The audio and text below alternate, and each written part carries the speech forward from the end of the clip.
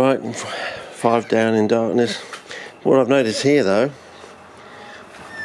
in this one here that doesn't have the copper in it, we not only have mosquitoes but we also have bloodworms. So let's go to spot Cullen.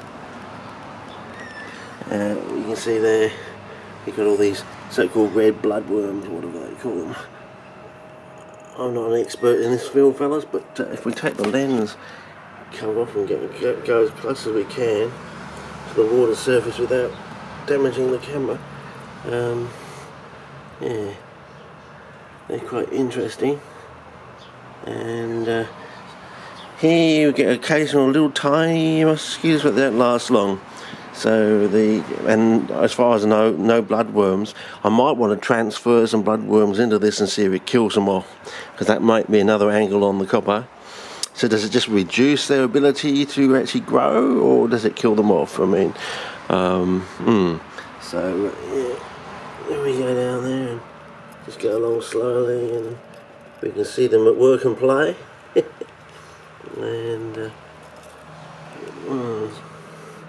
And at night time you can see them with the torch, like they do this like whipping figure of 8 sort of thing to propel themselves through the water sort of thing. So yeah, but if we go down in there, I have seen the occasional very small mosquitoes. They're not very, they're like micro mosquitoes. So whether that's the copper is impeding their growth, or maybe this green stuff in here is somewhat carnivorous.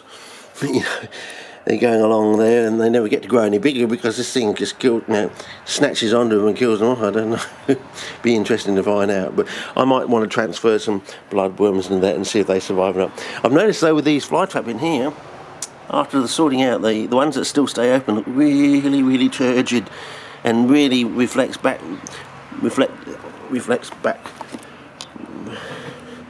So yeah, it's very interesting. So anyway, and after flushing this, I can actually sort of see this one actually slowly coming back up, pumping itself back up basically. You can actually hear it too as it scraped across the edge. So this one's come back, so that's interesting. And nothing untoward so far with that. But as I said, there's the iron with this, with all these, well, presumably nematodes and nematode-related organisms. This is on the flush now, so once it's flushed I'll put it back in there and I'll note if there's any effect of those creatures in the water.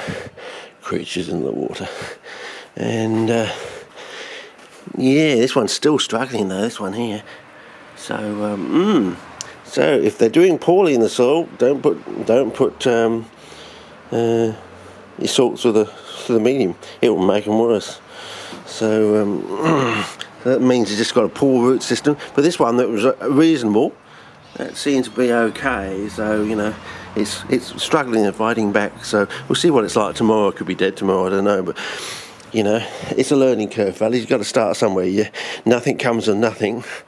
And there has been this idea, as I said, around in the horticulture world about warped soils and effects on plants like rhubarb and horseradish, not sauerkraut, horseradish. They're all related, of course, and they all seem to be stimulated by adding some salt to the soil. Usually a single stimulation, a seasonal one, which implies that you're getting rid of something that either doesn't come back or takes time to accumulate again. So it could be a case of just killing off a whole load of microorganisms in there and they're becoming a food source for something else and the plant's taking it up, you know.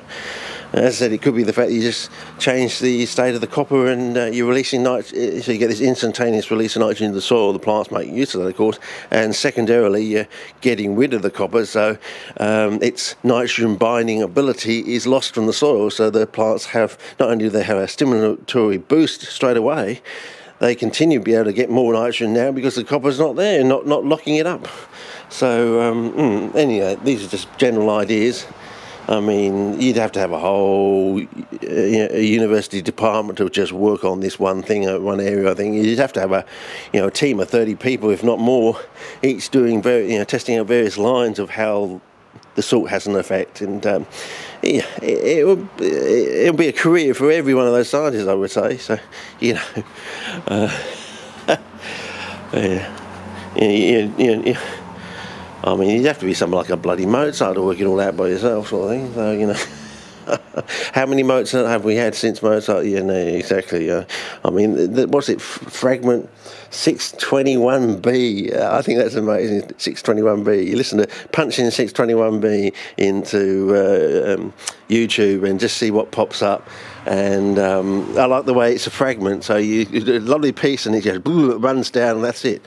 In other words, is it just a fragment and he didn't do any more, or do we know that there are another 3 or 4 pages out there of the rest of it, you know? I mean, he used to play practical jokes, and there is at least one lithograph of Mozart and Haydn together when Haydn was a lot younger, of course, with their sort of music pages intermingled on the table sort of thing. And I think, well, is this one of Mozart's jokes? Did he actually put one of his pieces? Because there's a piece of music by the SBS Youth Orchestra at the I've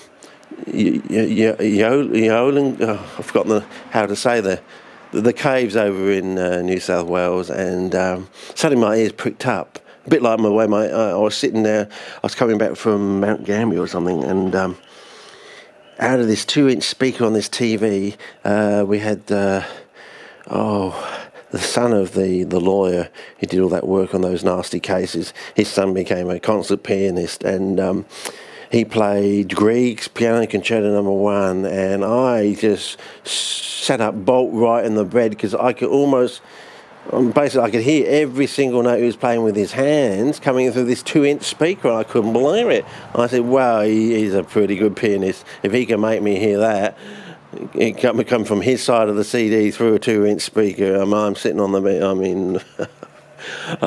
either they're putting something really marvellous in the water down at Mount Gambier, or he's just bloody fucking amazing, that's what we say. So listen to his Grieg's Piano Concerto No. 1. I don't think I've heard anyone do it as good as he's done it. You know, as I said, it made me sit bolt right up in bed, you know, it's like light bulbs, and I thought, God, I can sort of sense every finger on his hand coming through this 2-inch.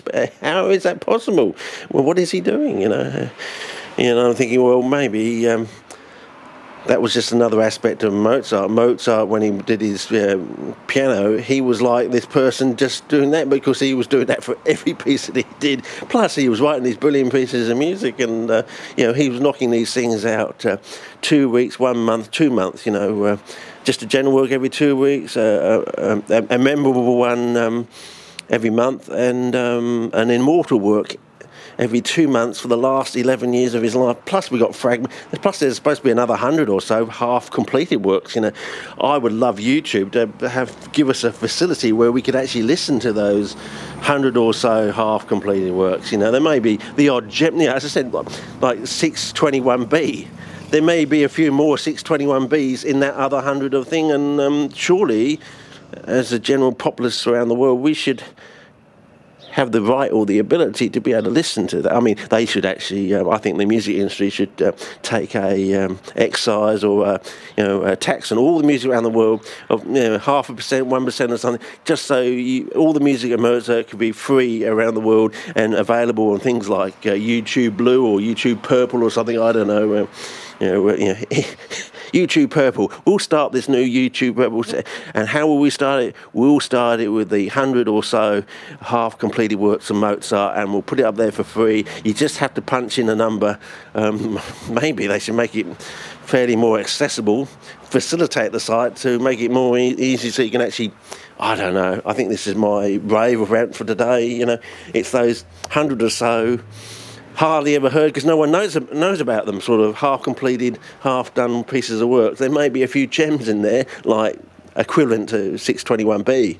I mean, especially when it's played on the actual original equipment. And to see, the trouble most people don't realise is, with Mozart, it's the music is like three-dimensional, stereo. He actually does his work. So if you actually had a concert, you get extra bonus of being at a concert listening to Mozart, because it's he makes the music three-dimensional.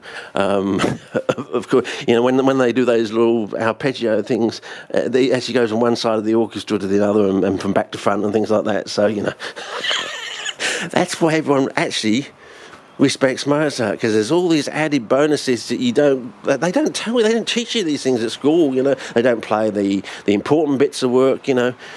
Allegro K3-2, you know, that one. Listen to the chords in Allegro K3, that's the place to start. If you think, oh, well, how good is Mozart, listen to the chords in Allegro K3. They all make you sit up and take notice. You think, fucking hell, where do these chords come from? It's like they're coming from another bloody planet, you know. And you think, Jesus Christ, now I understand what they talk about. But they never play that. Yeah, you get a smattering on like Flanders and Swan, the beginning of it, but you never get to the chord section where you have all these marvellous, amazing chords. I mean, oh yeah, I mean, maybe Google, YouTube should put me in charge of getting these things to happen. I'll just tell you, this is how it should happen. This is how you do it. So, you know, have a whole team. I say, no, I want it this way. I want that one. That's the best way. Yeah. Yeah, maybe that should be the last years of my life, just going through the whole works of Mozart and picking out what I think should be sent to the next generation. And you know, this fragment here or this section here, I always think you should break up Mozart into the sections. You know, if he's got, because back in his day he had to do so many sections just to get the money, sort of thing. And people don't seem to understand that. So you have the one good bit, and you maybe have 2 second-rate ones. You know, he was probably bored, or you know, oh geez, do I really have to do another section to get this bloody so many ducats or whatever it is? I've just done this fantastic immortal piece. Do I have to do another 2 sections? Bloody hell. You know, I mean, this is after a childhood of, you know, doing 6-hour concerts. 6-hour concert for a child, you know. They say from one Christmas to the next in a child's life is like an eternity. I mean, can you imagine doing 6, you know, being screwed down to the bloody thing? You know what kids are like. They want him to go everywhere doing all sorts of stuff, and he's having to do bloody 6-hour concerts, you know, on a every other day, if not weekly basis, sort of thing, you know. They're travelling from one town to the next. My God. But there's one original claim to fame that's on the posters when he's like 6 years old, is he could reproduce any sound of any object on the keyboard.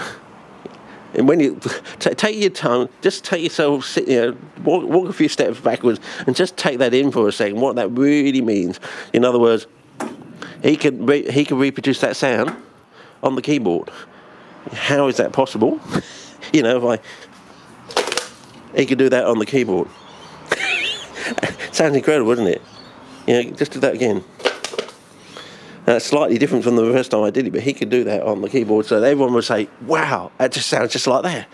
I mean, that was one of his first early claims to fame that's on the posters from when he's like 6 years old. Maybe they should send me around the world just to promote bloody Mozart, you know. I'll make you sit up and take notice. Yeah, they said, oh, there won't be another Mozart for another 100 years, and I think they should, as I said, I think this is what Haydn said, you know, I don't think there'll be another one for 1,000 years, at least. Anyway, over and out, that's my rant or rave for today, but yeah, interesting. I think they'll survive. I think the perp will survive, so we'll see how we go. Anyway, over and out. See ya.